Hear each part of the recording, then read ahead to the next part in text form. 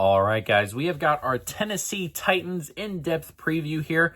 This is the last one, so thank you guys for sticking around with me, and thank you guys for those who watched through this and all that fun stuff, and I appreciate it. And hopefully you've enjoyed it, and we've got one more, and that is the final team in the AFC South, the team who drafted number 1 overall last year and hopefully got their quarterback of the future. And we are going to jump right on into it, do our normal stuff, go through the coaching, go through the roster, the schedule, any bets we've made, all that funky stuff. And so why don't we go ahead and start? We'll start with the coaching. Brian Callahan is the coach. Callahan's interesting. I really liked his offensive system when he moved up to Tennessee. I've been pretty uninspired with a lot of just the coaching stuff here. So I'm going to need Callahan to prove it. My thoughts right now with Callahan is that he's probably just a bottom 10 kind of coach right now. And obviously, a lot of that is quarterback and a lot of that is other things. So if you can get Cam Ward to just run his system all right and it looks a little bit better, there may be a future here. There's also a world where I think they may be looking to move on from Callahan if he were to have like a 5-win season here and Cam Ward doesn't look particularly great. But again, we'll see. I think there's potential here for Callahan to have a solid year calling plays, a solid year being coach, and maybe he's not on the sideline yelling at his quarterback all the time for making stupid mistakes, but we'll end up seeing. Defensive coordinator Wilson was here last year, and hopefully he can just coach this unit up. It's not a great unit, but you do get Simmons back, and hopefully that stuff like that just kind of vaults the unit forward. So there's stuff to prove here for the coaching staff, but there's a world where at the end of the year we're looking at a coaching staff on the up instead of a coaching staff that's been removed altogether. So it's an interesting one, and we'll see what happens there. But let's jump into the roster. Quarterback, Cam Ward. Backup is Brandon Allen. Brandon Allen is whatever. I think it's better, to be honest, that you get a veteran. When you have a quarterback, you're going to play like Cam Ward. He's the number 1 overall pick. He's going to play. He's going to be the guy. I think in a situation like this, if he were to get hurt, the guy you want coming in, I don't think is a guy you want necessarily winning games. And it's a guy you want that can help tutor Cam Ward. So a vet that's just not good is probably the best spot for backup, personally for me. And I think you get that a little bit with Brandon Allen. I don't love Brandon Allen too much, and I'm not so sure if he can win games with this roster. So that's perfect for me.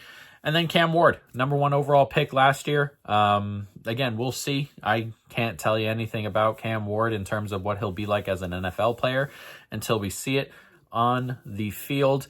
My general thoughts with Cam Ward is that he's probably athletic enough to be perfectly fine in the NFL. I don't know what his ceiling is like. At Miami, he had some issues with turnovers and bad sacks and stuff. But again, he's a young guy, and he has the tools and can grow out of that stuff for sure. He's definitely got the wow plays in him and everything like that. So hopeful of a bright future for Cam Ward. And again, I can't give out a rating, or I can't tell you what he's going to be like in the NFL until we see a little bit of it going into the season and taking snaps. So hopeful on Cam Ward, and hopeful that the system is, comfy enough for him to go ahead and have a solid opening rookie year. Running back, Tony Pollard. Tony Pollard is okay. Tony Pollard reminds me a lot of a player we just ranked in Kyren Williams, where I think a lot of his public perception is just because he gets volume. I don't think he's particularly that great of a quarterback. Low on rush yards over expected, low on, little things like that just show that normal above average running backs are getting more out of these same situations. But I think he's in that area just a little bit worse than Kyren Williams, just in that 16 to 20 type area for Tony Pollard, which is fine. And again, he's had an interesting career, had some injuries in his career, so it's to be expected. A solid running back who I don't think ever gets into that top tier, which is perfectly fine for a football team like this. Backup, Tyjae Spears, who's going to miss some time with an injury. He's an okay backup. Tyjae was someone I expected to kind of make that jump at some stage after getting drafted. Never really has. And he's dealt with a couple injuries here and there. He's, been behind Pollard, who's better than he is. And, he's okay. An all right backup. That's about it. Julius Chestnut here will be taking snaps behind Pollard, I assume, with Tyjae out. And he's, we'll see. So it's an okay room, a solid room. Nothing particularly great and nothing particularly awful. Just a, average room, which is perfectly fine here. Wide receiver. This is a room I hate. I am sorry. Calvin Ridley is past it, and that's all right. He's going to get a ton of volume, but he is mostly past it. Tyler Lockett, getting older, similar. He's moved on from Seattle, and here he is, and he's an okay player and should be fine. Just solid enough, but his stuff has been dropping down a little bit as he gets older and moving to a different place and all that. I'm not expecting a ton, but he's okay. I think you're looking at two bottom end twos here with Ridley and Lockett at best. Ayumanor, the rookie, looks like he's going to be starting. We'll see what that looks like. Again, I can't tell you what he's going to be like, but solid build and everything like that. So we'll see. And the 4 here is Van Jefferson, which is a decent 4. He beat out Van Jefferson, who's okay. Nothing spectacular, but it's nice that you're getting a rookie beating out someone like that right away, in terms of just like Van Jefferson's a solid 4 kind of guy in the NFL. And, you're getting a later round rookie coming in and beating him out is normally a good sign, at least, that the rookie might be all right. So, he has some other stuff in there. Bryce Oliver, Dyke. It's not a room I particularly like. It's got some older players I don't love too much. A rookie from later down and some not so great stuff at the bottom. So I'm not too high on this room. Is what it is, I suppose. We'll see. Again, I expect Ridley to get a bunch of targets. Ridley is the most talented of the group for sure. He's probably one of the few who can go up and get a football. He can run a variety of different routes. I just don't think he does it at the rate of some of the other guys who are in the top 50, which, it is what it is, and was to be expected with Calvin after he just missed a year of football, which I think a lot of people underestimate what that does to a player, and it's tough to get back, particularly when you're getting older and older as it goes along. So again, don't love the room. It is what it is. Tight end, Chigakonkwo, Gunnar Hellman here, the rookie, who I kind of like. Chig is okay. Another one who's probably just a bit higher on everyone's public list because it's the only tight end here in Tennessee, and you get that fantasy stuff with him and everything. But Chig is not really that great of a tight end, and again, that's okay. He's got plenty of room to grow into it. And grow into like a really good tight end.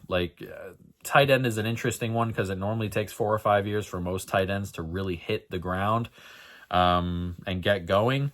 We'll see if it happens with Chig. I don't love his metrics, so we'll end up seeing. And Gunnar Helm is someone I don't love athletically, but just playing tight end in college looked all right doing it. So we'll see if Gunnar ends up getting a decent amount of snaps here, but we'll see. It's not a great room, and again, that's kind of how this team kind of goes. It's a team that won 3 games last year. It's not it's tough to really push it upward, and it sounds like, man, we're negative all the time, and I get that, and there are some positive things here, but when we talk about good teams or when we talk about good units, it's just in turn with every other unit, and there has to be bad units, and the team that went 3-14 last year just happens to have a lot of bad units.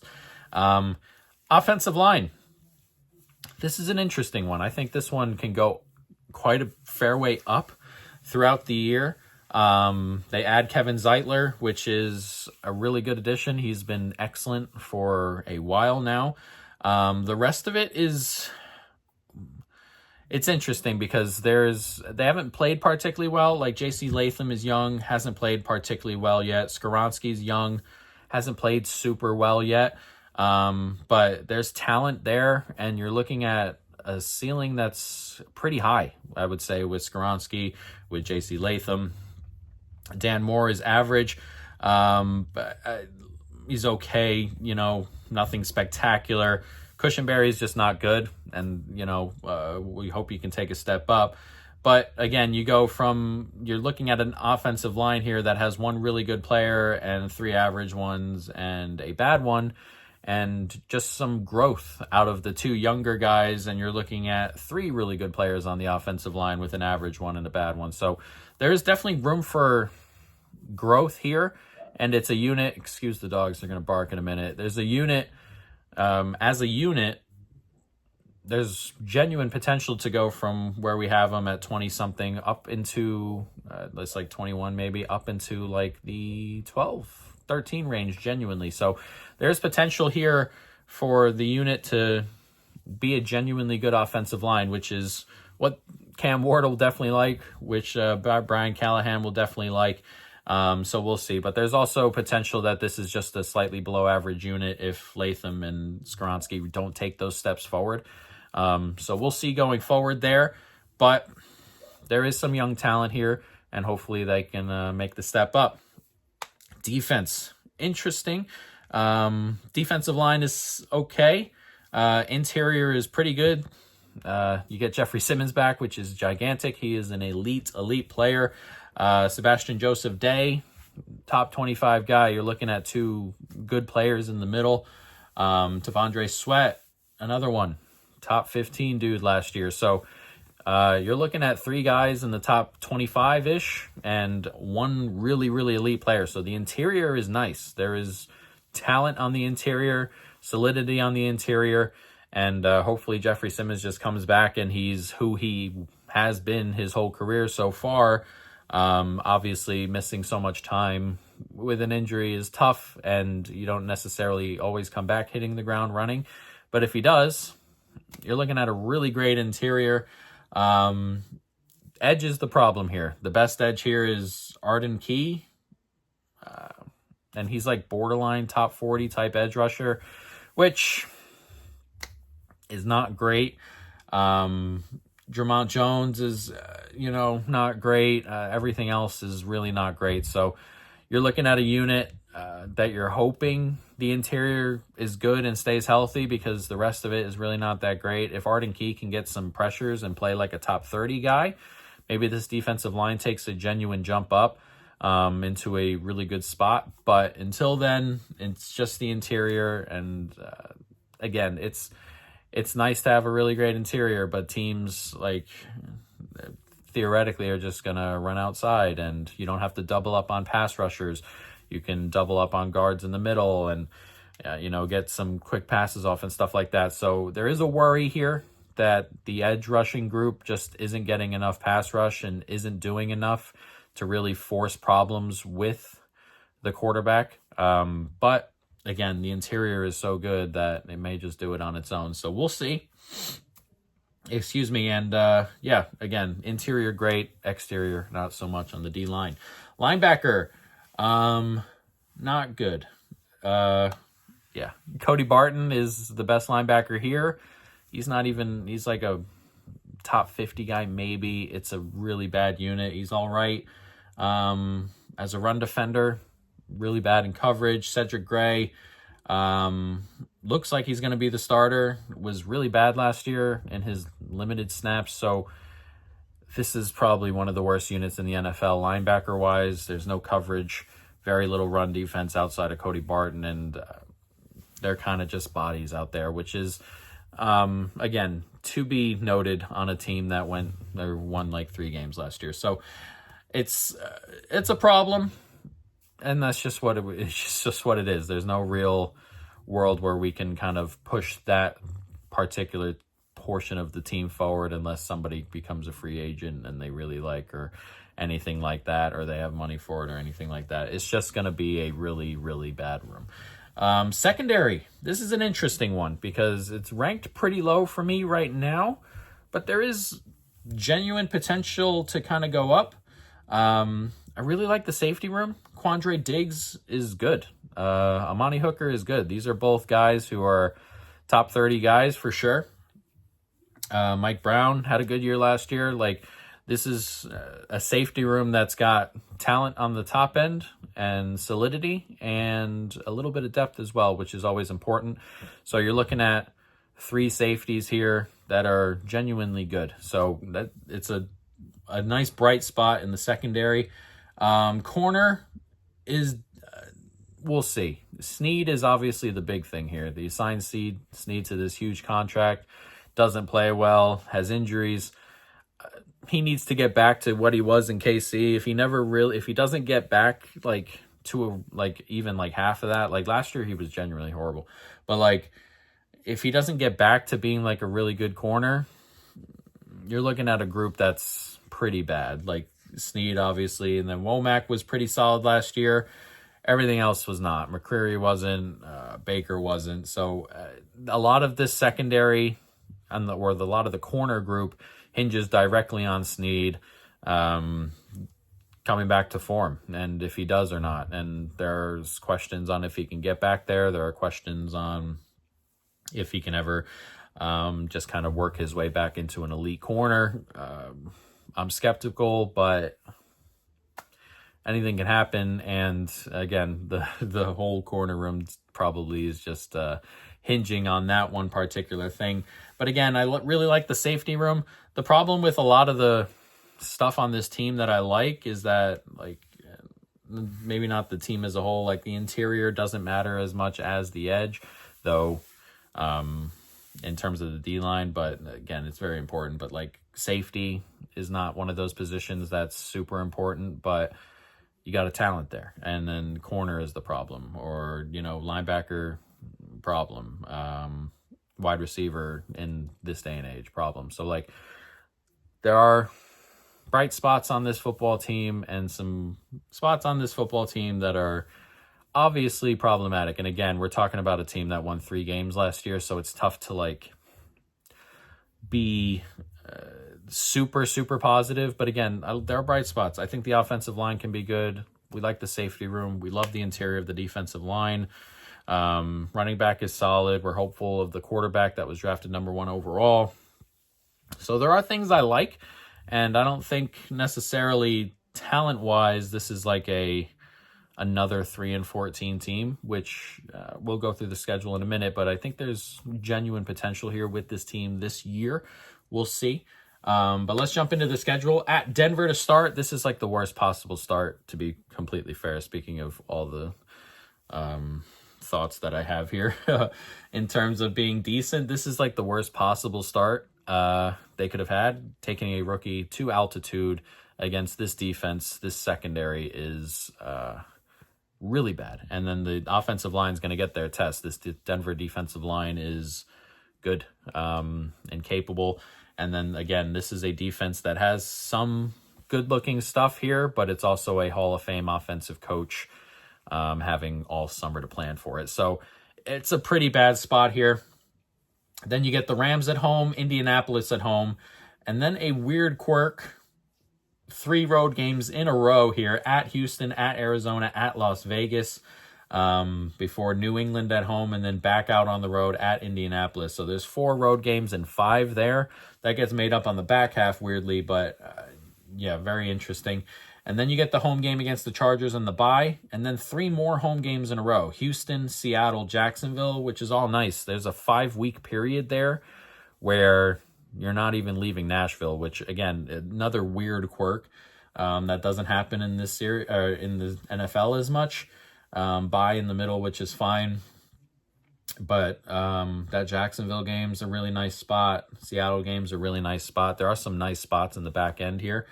And then you go to Cleveland, to San Francisco, Kansas City at home, New Orleans at home, and at Jacksonville. And again, we're looking at slight upgrades here on the offensive line and just some semblance of solidity on the interior of the defensive line and the corner room, and you're looking at a team that I think can compete. There are a lot of games here where you can be competitive. That road trip will be tough, but competitive, I think.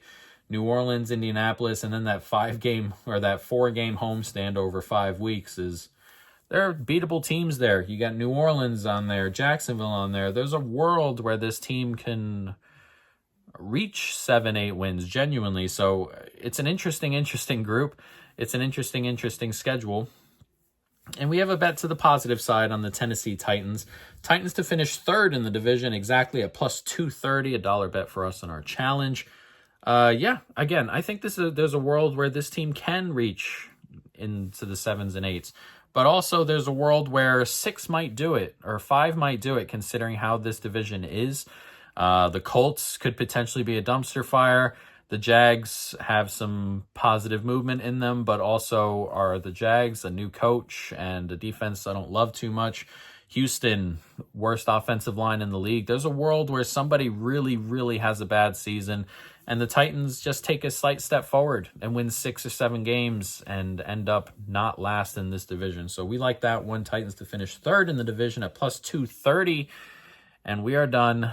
The Tennessee Titans, the NFL is all done for us. And it's been fun. We're ready for the season.